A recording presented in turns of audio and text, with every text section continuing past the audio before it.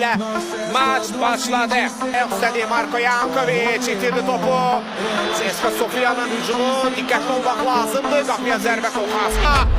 Bruno Langa ile devam edir Emre. Langa kapçı. Pası yaxşıdır. Kadi Borges geri ötürmeye. Kapıya zerbe. Zerbe lazımdı ve gol. Beşli aralarında gerginlik hissi olundu, yaşandı. Bu arada Sofya derhal top sol tərəfə ötürüldü. Uzaqdan zərbə təhlükəliydi.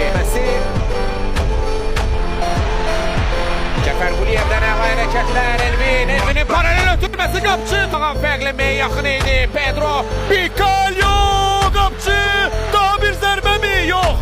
Cəfər Quliyev və Jali Muəddib artıq cərimə meydançasındadır. Zərbə alınmadı. Meydan amilindən yararlanmaq lazımdır, tələb olunur. Paralel ötürmə.